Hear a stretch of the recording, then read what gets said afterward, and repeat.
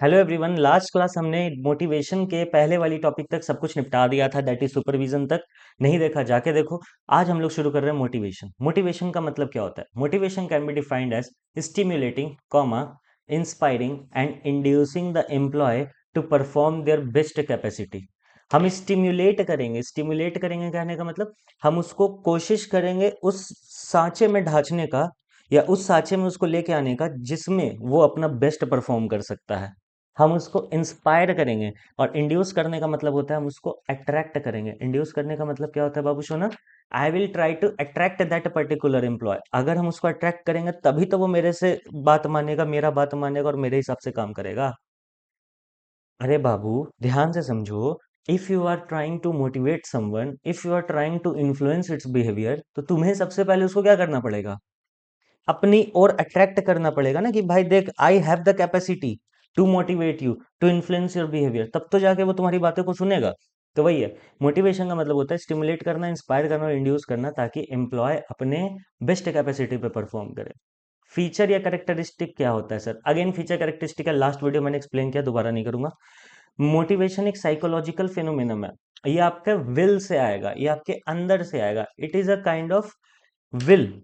जैसे कि जब तक आपकी इच्छा नहीं होएगी कोई आपको मोटिवेट कर ही नहीं सकता। It's a psychological phenomenon. मान लीजिए आपके एग्जाम्स अभी करीब नहीं है, जस्ट आपने 11th या 12th में एंट्री करी है। आप उतने वो नहीं रहोगे, क्या कहते हैं, सीरियस नहीं रहोगे पढ़ाई को लेके। बट धीरे धीरे जैसे जैसे समय आगे बढ़ेगा, जब हमें समझ में आएगा, अरे यार एग्जाम पास आ रहा है, भाई एग्जाम पास आ रहा है, अरे यार अक्टूबर नवंबर आ गया, तब आप देखना आपके अंदर से एक इच्छा जगेगा कि चल एटलीस्ट पढ़ लेते हैं, थोड़ा बहुत तो पढ़ लेते हैं।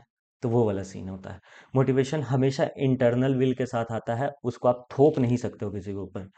मोटिवेशन जो होता है प्रोड्यूस करता है गोल डायरेक्टेड बिहेवियर। अगर आप मोटिवेटेड हो तो आप गोल की ओर काम करोगे। अगर आप मोटिवेटेड नहीं हो तो भाई आप तो काम ही नहीं कर रहे हो, फिर गोल या की तरफ करो या किसकी तरफ करो, फायदा ही नहीं है।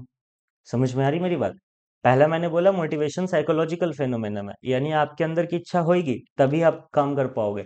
नहीं तो आप काम ही नहीं कर पाओगे, आप मोटिवेट ही नहीं हो पाओगे, सामने वाला कितना आपको समझाते रहे। दूसरी बात क्या है? मोटिवेशन प्रोड्यूस करता है गोल डायरेक्टेड बिहेवियर। जब भी आपको कोई मोटिवेट कर रहा है मतलब उसको आपसे कुछ काम है, वो काम आपको करना होगा, तो एक गोल डायरेक्टेड बिहेवियर वो आपके अंदर लाना चाह रहा है कि भाई तू इस गोल के पीछे काम कर मेरे लिए। Could be anything, could be anything. जैसे कि कोई ठेकेदार एक मजदूर से ईटा पत्थर उठवा रहा है, भले चिल्ला के भले प्यार से, वो भी एक काइंड ऑफ मोटिवेशन है, गोल डायरेक्टेड है कि भाई ईटा पत्थर उठाओ। कोई एक सीईओ अपने फिनेंस डिपार्टमेंट के चार्टर्ड अकाउंटेंट से बोल रहा है भाई ये वाला काम करके दे दो, वो भी अपने आप में क्या है? गोल डायरेक्टेड बिहेवियर है। हर जगह मोटिवेशन है। तीसरा, motivator can be positive as well as negative. Motivation जो होते हैं या मोटिवेटर जो होता है वो पॉजिटिव भी हो सकता है, नेगेटिव भी हो सकता है। कैसे होगा बात करेंगे। मोटिवेशन एक कॉम्प्लेक्स प्रोसेस है, क्योंकि तुम्हें पता ही नहीं है कौन बंदा किस चीज से मोटिवेट होगा। अब सीईओ है कोई कंपनी का, जिसका सैलरी है 25 करोड़, जिसका सैलरी है सालाना कितना? 25 करोड़। बहुत मत चौंकना, कोई कोई सीईओ का सैलरी तो 220 करोड़ से भी ऊपर है। तो कोई एक सीईओ है जिसका सैलरी है 25 करोड़।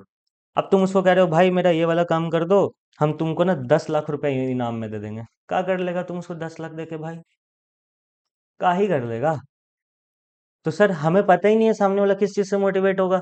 हाँ, अगर तुम यही 25 करोड़ वाले को ये बोल दो, भाई मेरा ये वाला काम करवा दो, हम तुमको मान लो प्राइम मिनिस्टर से एक अवार्ड दिलवा देंगे, तब वो शायद काम करने के लिए राजी हो जाए। ठीक है।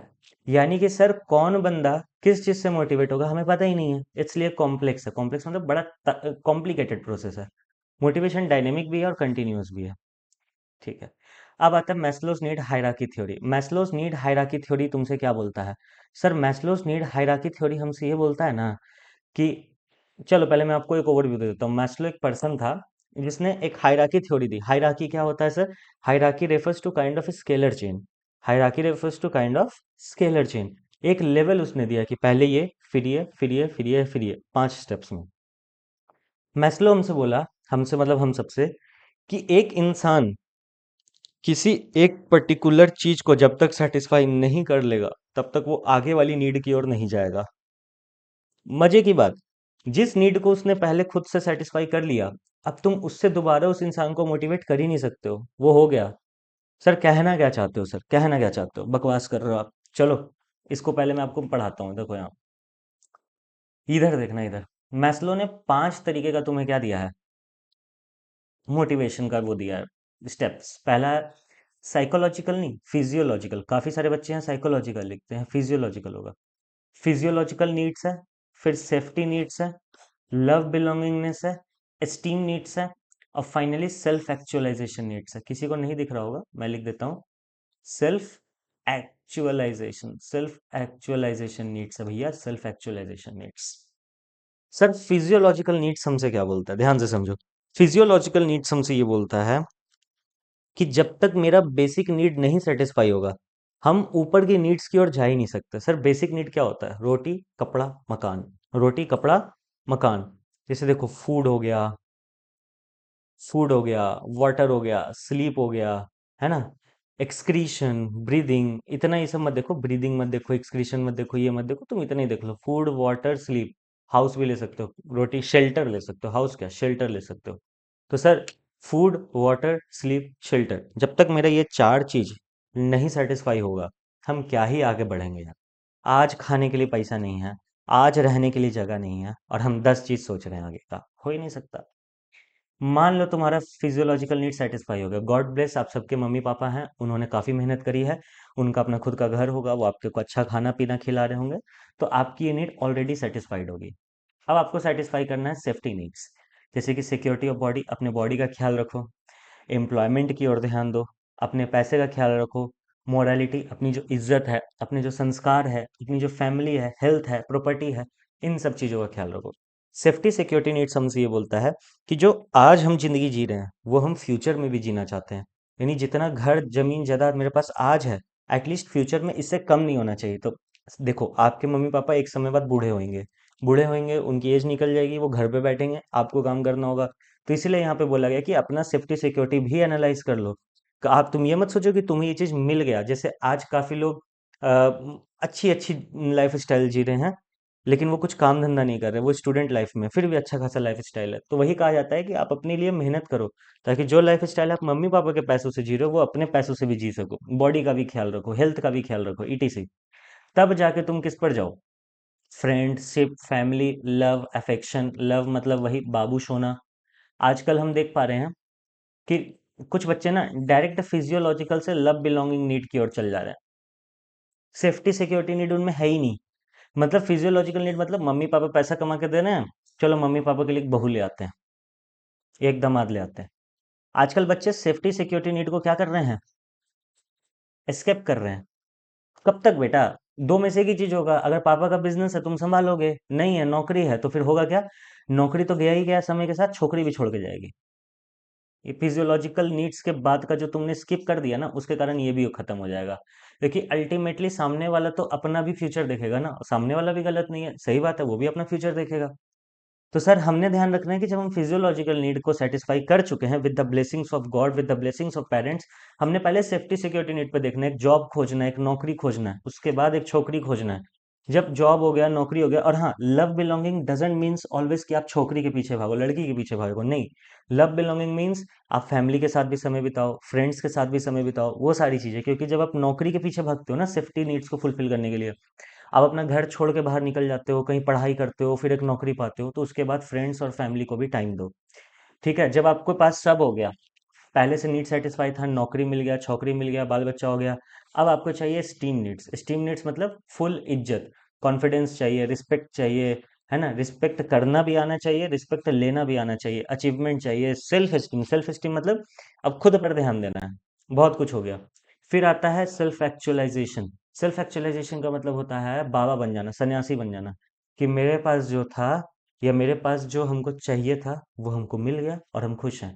That is morality, creativity, etcetera etcetera etcetera. Facts का एक्सेप्ट कर लेना होता नहीं है, एक आदमी को देखना जब बहुत कुछ वो पा लेता है तो एक्सेप्टेंस की ओर चला जाता है, ठीक है, this is the part of my life. ठीक है, सलमान खान का एग्जाम्पल लेना चाहेंगे, सलमान खान को तुम लोग नोटिस करना, उसे पूछा गया था आप शादी नहीं कर रहे हो, पहले वो पहले के इंटरव्यूज में बोलता था कि ऐसा है वैसा है, दिस है दैट है, लेकिन अभी रिसेंट इंटरव्यूज में देखना, ही एक्सेप्टेड हिमसेल्फ। उसे पता है यार मेरे पास सब कुछ है, फिर भी नहीं हो रहा, so I have to accept my situation. ठीक है, नहीं है मेरे पास, नहीं है, मेरी ही गलती रही होगी, it is considered self actualization need. ये तो हो गया पर्सनल लाइफ से। अब बिजनेस में ये सब कैसे होगा सर? तो बिजनेस में फिजियोलॉजिकल नीड को बोला जाता है मिनिमम या बेसिक सैलरी, कि मेरे पास एक बेसिक सैलरी होना चाहिए ताकि हम अपना रोटी कपड़ा मकान वाला नीड फुलफिल कर सकें। फिर जो मेरे पास सिक्योरिटी होना चाहिए, तो कैसे होगा? जॉब कॉन्फ़िगरेशन, कि मेरे को कोई नौकरी से निकाल नहीं सकता है। प्रोविडेंट फंड होगा, रिटायरमेंट का टाइम पे पैसा वैसा मिलेगा, है ना?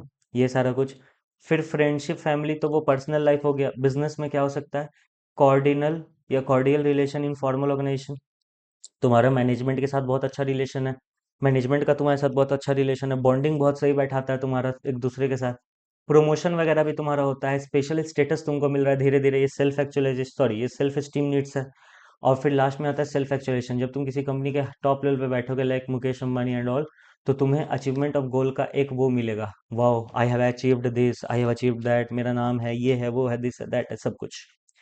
तो चलो, मैस्लोज नीड हायरार्की थ्योरी हमसे क्या बोलता है? मैस्लोज नीड हायरार्की थ्योरी हमसे ये बोलता है, मैस्लो का हायरार्की थ्योरी हमसे ये बोलता है, मैस्लो का हायरार्की थ्योरी हमसे ये बोलता है कि हम 5 स्टेप में चलेंगे। हम रिवीजन का रिवीजन चल रहा है बाबू, हम 5 स्टेप में चलेंगे। पहला स्टेप मेरा क्या रहेगा? फिजियोलॉजिकल नीड, बेसिक, रोटी कपड़ा मकान, रोटी कपड़ा मकान।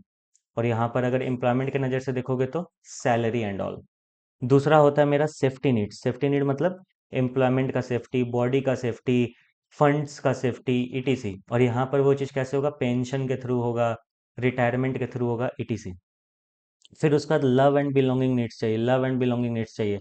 ये कैसे होगा? फ्रेंड्स के साथ होगा, फैमिली के साथ होगा, वाइफ या हस्बैंड जो भी स्पाउस है तुम्हारी उसके साथ होगा, ईटीसी।